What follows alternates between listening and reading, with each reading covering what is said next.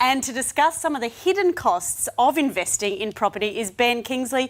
Ben, do you find people jump into investments without knowing all the extra costs that come with that? Yeah, Shelley, I think they don't do all the numbers. Basically, what we see them doing is maybe the interest costs, the repairs and maintenance, and maybe even the property management fees as they're doing their investment numbers.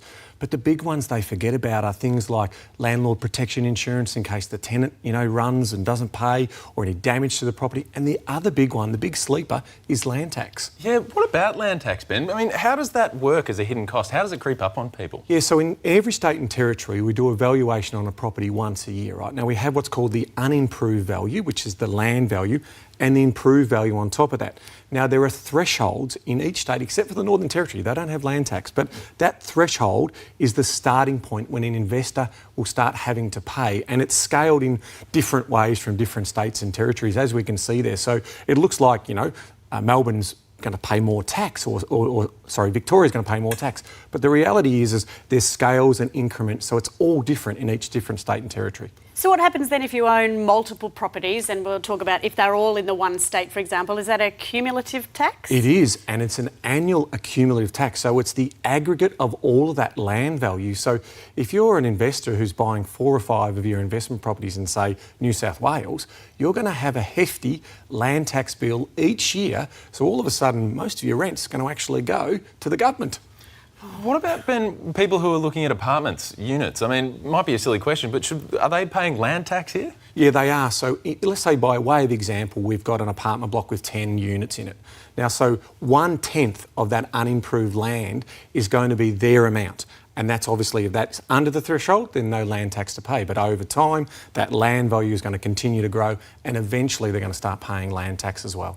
One of those other ones that sneaks in when you do think of buying an apartment is your sinking fund. Yes. A lot of people don't understand what a sinking fund is, but effectively what it is, and you should always do your due diligence on this, because what's actually happening here is all of the common areas, and so roof, the exterior of the building, and all of those areas are going to have to be improved or maintained over time. So if you've got to replace a roof with $200,000 new roof, where's that money coming from? That's why we have these sinking funds. So if there's not a lot of money in the sinking fund, they're going to have to raise a special levy. So it's another one for the rookie investor who they make the mistake of not seeing that.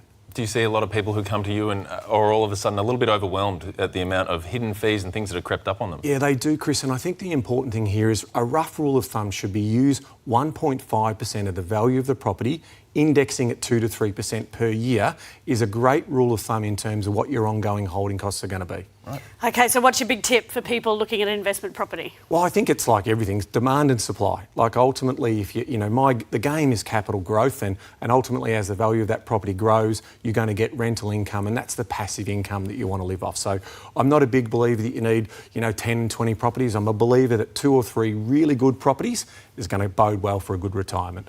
Oh, gosh, you just got to have that liquid cash first, don't you? Thank you so much for all your knowledge today. That is wonderful. And if you are thinking of perhaps looking for an investment property, or just wanting to have an agent to speak to you a little bit more, jump on the Domain app or go to domain.com.au/agent, and you'll be able to find one in your area that will know all the ins and outs of your particular investment property where you're looking at that to be.